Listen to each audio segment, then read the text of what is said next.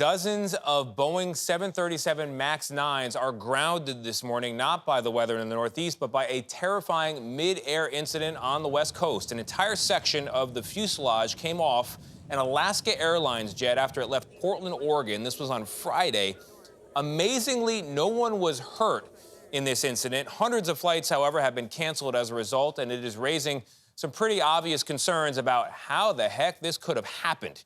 Kris Cleave is at the airport there in Portland. He's been following all this all weekend. It's been a busy weekend. Kris, good morning.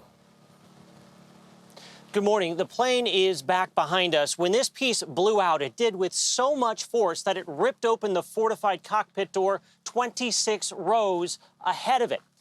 It was so strong it ripped the shirt off a passenger's back. And now we're learning on at least 3 incidents leading up to this one. There were pressurization alerts that pilots received. It was so concerning, Alaska said that newly built plane shouldn't be able to fly over water.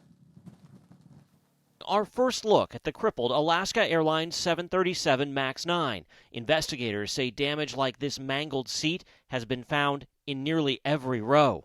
Nicholas Hoke was on the flight Friday night. A loud boom, or almost like a mini explosion, happens abruptly. It was a 63-pound piece of the plane known as a plug door blowing out at 16,000 feet, leaving a gaping hole, forcing the 171 passengers and 6 crew to don oxygen masks. Alaska, copy to declare an emergency. We're descending down to 10,000 and we need to return back to Portland. There was moments of, am I going to make it?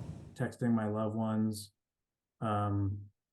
that I love them and I'm not sure what's going to happen here. Saturday, the FAA grounded all 737 MAX 9s in the U.S., 171 of them for further inspections.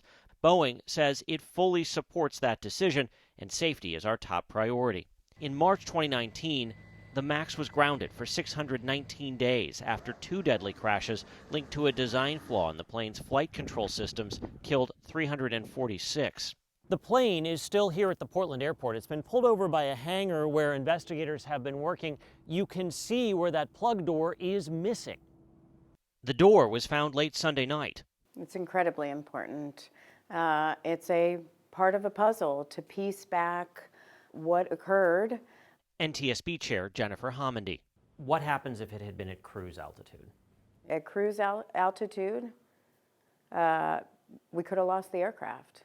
At that point, the pressure differential is so great that the explosion would have been extremely violent, extremely.